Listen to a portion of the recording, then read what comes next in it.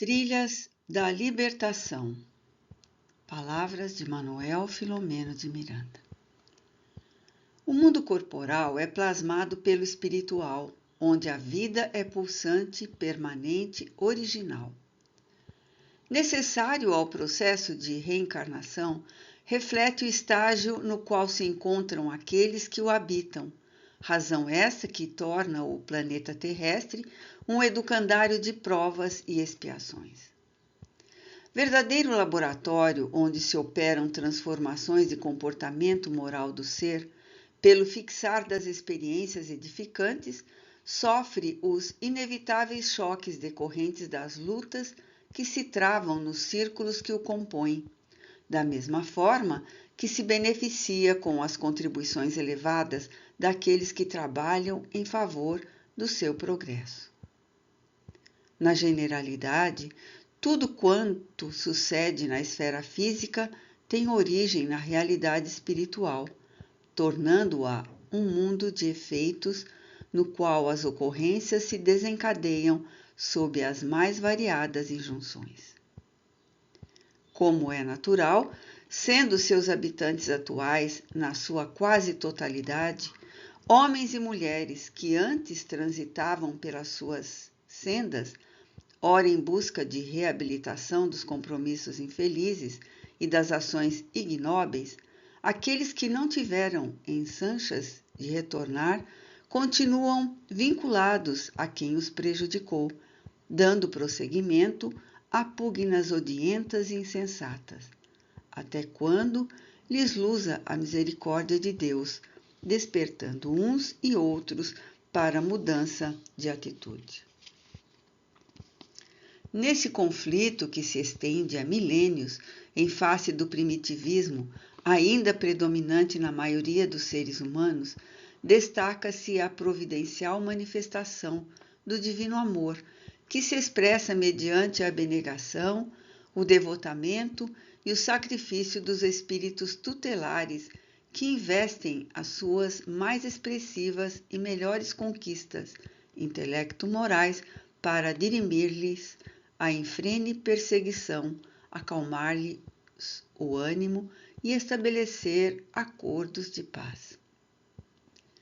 Ainda por largo período permanecerão esses conflitos, por se negarem os litigantes, vitimados por descabido orgulho e primário egoísmo, a se entregarem ao perdão das ofensas e à fraternidade, recomendados por Jesus e facultados pelo bom senso, pelo despertar da consciência obscurecida.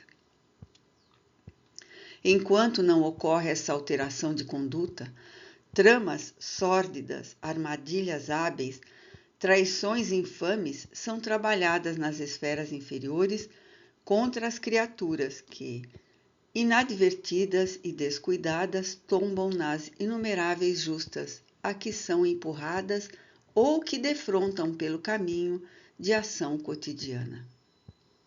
Espíritos perversos que o sofrimento embruteceu, sicários da sociedade que se não modificaram ante a derrocada pela morte, dando-se conta do prosseguimento da vida, continuam nas suas nefastas decisões de afligir e infelicitar, comprazendo-se em imiscuir-se nos grupos sociais, fomentando dissensões, ódios e guerras, que lhes facultam embriaguez pelas energias que absorvem vampiriscamente em infindáveis fenômenos de obsessão dolorosa. Dessa forma, o número de obsediados é muito maior do que se pode imaginar. Não mensurada ou detectada com facilidade a obsessão, campeia desarvorada, arrebanhando multidões de vítimas que se deixam consumir num como noutro plano de vida. Organizam-se esses espíritos mais cruéis em grupos hediondos, nos quais aprimoram métodos e técnicas de que se utilizam para afligir, aprisionar e explorar aqueles que têm o desar de servir-lhes de vítimas.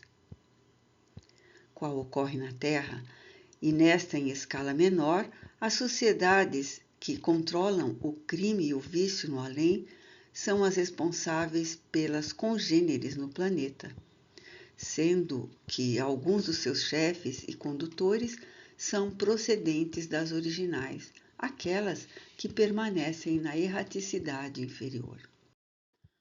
Atribuindo-se direitos e poderes que não lhes é lícito usufruir, funcionam como braços de justiça que alcançam os calcetas, os defraudadores, os hipócritas e criminosos de todo porte, que passam triunfantes no corpo que ultrajam e degradam impunemente, como se Deus os necessitasse para tal mistério.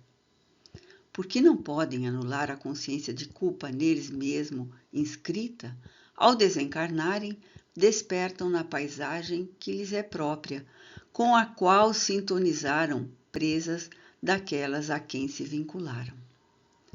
O espiritismo prático, por meio das sessões experimentais de educação mediúnica ou de desobsessão, rompeu o véu que ocultava essa triste realidade e de que se tinha notícia somente de forma fragmentária pela revelação dos santos e místicos que visitaram essas comunidades expungitivas e recuperadoras que a mitologia dominou como inferno, purgatório, Hades, Averno, etc. Compreensível que a fúria dos seus mantenedores volte-se contra todos aqueles que se dedicam ao bem, que lutam contra o crime e a hediondez, particularmente os espíritas sinceros, que têm a tarefa de promover a sociedade, preparando melhores dias para a humanidade do porvir.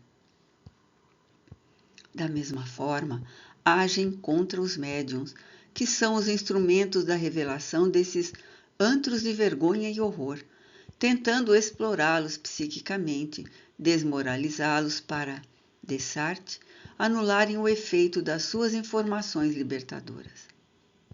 A campanha sórdida contra a mediunidade dignificada e os médiuns responsáveis, promovida pelas entidades obsessoras, é ostensiva e vem de longa data, incessante e sem quartel, agressiva e sutil.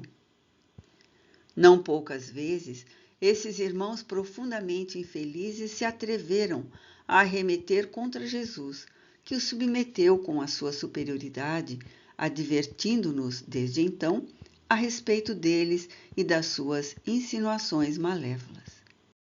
Quando um médium ou outra pessoa qualquer, particularmente o sensitivo, cai-lhes nas urdiduras, estuam de júbilo e se creem fortalecidos para continuarem o louco afã, que termina por enredá-los a eles próprios, obrigando-os ao despertamento, à reencarnação.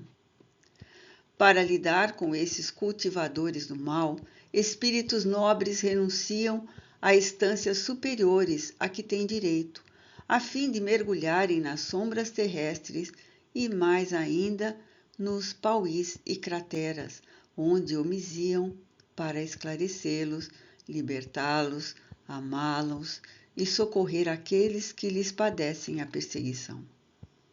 Enfrentam-nos com misericórdia, mas com austeridade, conhecendo-lhes a hipocrisia e a sandice, utilizando-se a seu turno de recursos especiais que desenvolvem e que os indigentes não conseguiram produzir, o que muito os surpreende e aturde.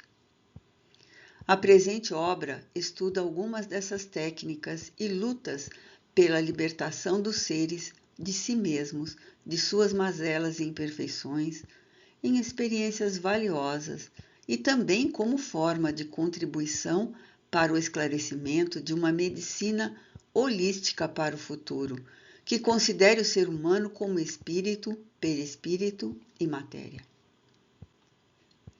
Procuramos traduzir inúmeras ocorrências que tiveram lugar em nossa esfera de ação, a fim de advertir aqueles que estejam interessados em apressar o próprio processo de iluminação e de crescimento interior.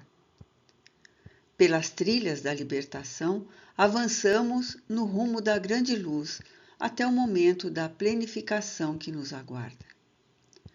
O presente trabalho não apresenta fantasias nem novidades que o estudioso do espiritualismo em geral e do espiritismo em particular não conheça.